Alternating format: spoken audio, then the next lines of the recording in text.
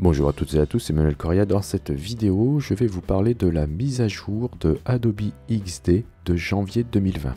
Dans cette mise à jour, vous allez trouver entre autres la possibilité maintenant de créer des étoiles et la possibilité de définir des marges fixes à l'intérieur d'un groupe ou d'un composant, ce que l'on appelle le Content Aware Layout.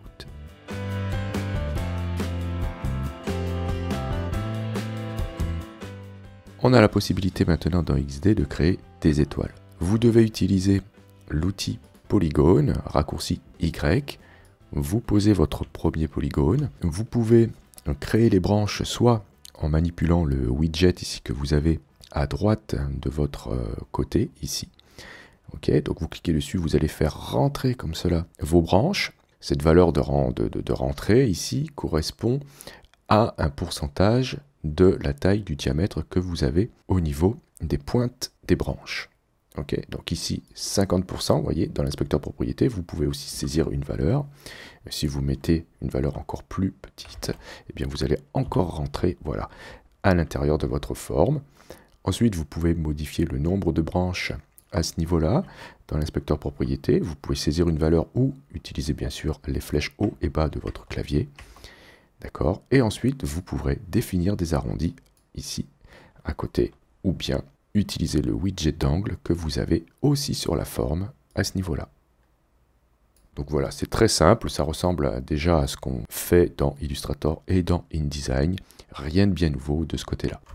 Ce qui est plutôt intéressant dans cette mise à jour, c'est ce qu'ils appellent le Content Aware Layout. Alors on va voir comment ça fonctionne. Le Content Aware Layout va vous permettre de définir des espacements fixes à l'intérieur d'un groupe ou d'un composant et d'adapter et de faire en sorte que lorsqu'il y a une modification, eh bien, ces marges restent fixes. On va faire un exemple avec ici un bouton. Ce bouton est composé d'un rectangle arrondi avec un texte. Je vais sélectionner l'ensemble et je vais créer un composant à partir de cette sélection. Donc CTRL-K sur PC ou Command-K sur Mac et je crée un composant. Et bien maintenant, à partir d'un composant ou d'un groupe, vous allez voir apparaître ici, dans l'inspecteur propriété, un paramètre marge. Si je l'active, et bien maintenant je vais voir ici des valeurs apparaître. Ces valeurs ici définissent les marges à l'intérieur de ce composant. Donc le texte ici qui est à l'intérieur a des marges, droite, gauche, haut et bas, qui sont définies ici. Et si vous souhaitez avoir des marges identiques, il faudra cocher le bouton de gauche ici, sauf que là, dans mon exemple, ça va être un petit peu difficile. La base du bouton n'est pas carrée. Si vous cliquez sur une valeur, vous allez voir apparaître, voilà, je vais zoomer pour vous montrer, une zone magenta ici qui vous indique l'espacement prévu ici. Alors ça va être très intéressant parce que du coup, si je modifie la taille ici de mon texte, eh bien les marges vont rester constantes et le bouton va s'agrandir tout seul. Regardez, je vais double-cliquer sur le texte pour pouvoir l'éditer et au lieu de taper galerie, je vais mettre par exemple voir les photos.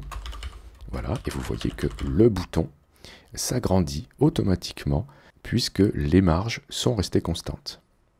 Ça, c'est très très intéressant et ça va fonctionner bien sûr avec les enfants, les instances de ce composant. Regardez, je vais le dupliquer et on va dire que sur le composant principal, eh bien, au lieu de mettre ça, je vais mettre juste galerie par exemple et voilà, automatiquement, les enfants s'adaptent à ce changement. Bien, alors ça, ce sera intéressant lorsqu'on mettra en œuvre ce Content Aware Layout sur des ensembles un peu plus gros. Je vais vous montrer ici. J'ai donc ici une image, un titre, un texte. Je vais mettre ensuite, pourquoi pas, ce bouton-là présent dans cet ensemble. Alors je vais bien faire en sorte que le bouton soit au-dessus de tout pour qu'on puisse le voir. Voilà, très bien.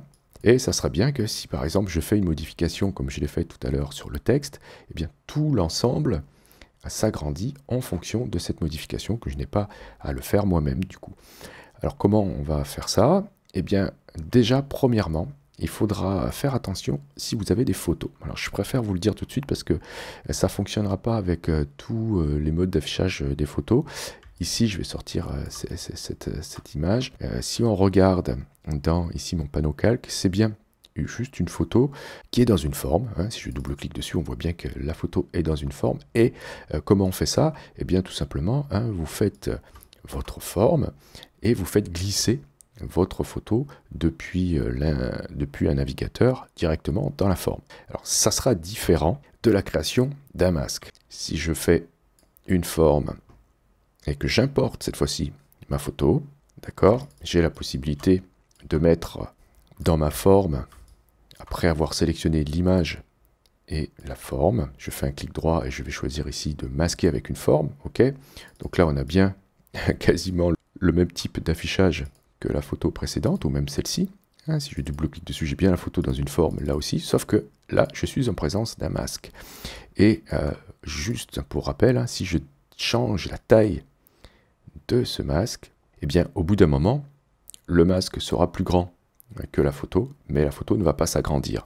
Sauf si je fais un changement d'échelle en manipulant un des coins, comme ceci. Voilà, là ça fonctionne, mais malheureusement, si ici mon bouton dépasse, l'agrandissement va se faire latéralement et non pas, on va dire, d'une manière diagonale. Et du coup, je ne vais pas avoir le même fonctionnement que ce que je vous ai montré en haut ici. Regardez ici, si je déplace la poignée centrale, eh bien, j'agrandis à l'infini cette image. Donc prenez bien en compte ça lorsque vous allez essayer de refaire l'exercice ici, si vous souhaitez suivre avec moi. Donc, ici, comment on va définir nos marges à l'intérieur de ce groupe? Eh bien, je vais aller sélectionner l'ensemble, ici, et je vais faire un groupe. Donc, CTRL-G sur PC, Command-G sur Mac, et je vais activer, du coup, les marges pour ce groupe, ici. Voilà, on voit bien que on a 0 de marge partout, sauf pour le bas, ici. Et vous avez une touche très intéressante, je les ai indiquées ici. Donc c'est le U avec l'accent sur PC ou la touche tilde pour Mac. Lorsque vous appuyez sur cette touche, vous allez pouvoir voir les marges et les modifier.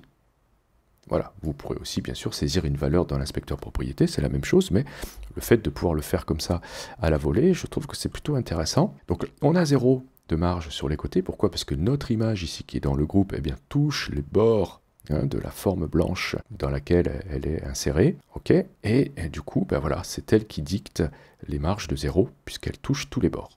Bien, si je sélectionne le bouton, je double-clique pour entrer dans le groupe, on voit ici des pointillés qui nous montrent eh bien, les limites des marges. On voit bien qu'on a ici une grande marge vers le bas et rien du tout sur les côtés. Si je déplace le bouton, on modifie bien la taille du contenant, puisque ça respecte les marges égales à 0 ici. Alors, attention, les marges que l'on voit ici, c'est les marges qu'il y a à l'intérieur du bouton.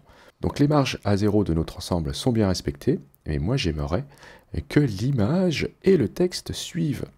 Alors comment faire ça? Eh bien, dans mon groupe que je viens de créer, je vais devoir grouper à nouveau eh bien, l'image et le fond blanc. Donc je vais bien repérer ici fond d'image qui est mon fond blanc et l'image qui est celle-ci. Donc je sélectionne les deux et je groupe l'ensemble. On voit maintenant, vous voyez, les pointillés qui se sont resserrés sur les autres éléments, le bouton, le texte et le titre. Ce qui fait que si je déplace, vous voyez mon bouton, eh bien regardez ce qui va se passer. Voilà, l'ensemble se déplace. On voit que les marges restent constantes, ce qui va faire que si j'ai plusieurs éléments comme ça dans mon prototype et que j'en ai fait des composants, eh bien lorsque je vais par exemple modifier ici le composant principal de mon bouton, je vais saisir donc ce que j'avais mis tout à l'heure, voir les photos, et bien vous voyez que voilà, automatiquement l'ensemble ici s'est décalé pour respecter les marges. Alors si j'avais voulu que le texte soit aussi modifié, il aurait fallu que je le glisse dans le groupe avec la photo et le fond blanc. Donc le texte est ici, je vais le glisser dans le groupe contenant l'image et le fond. Et maintenant, lorsque je déplacerai le bouton, le texte suivra. Donc voilà en gros comment fonctionne Content Aware Layout dans la nouvelle version d'Adobe XD. N'oubliez pas que vous disposez d'une formation complète sur tuto.com, une formation qui voit l'ensemble des fonctionnalités du logiciel. Cette formation s'étale sur plus de 6 heures de cours avec en fil rouge un exercice complet qui vous permettra une bonne compréhension et surtout une bonne prise en main du logiciel.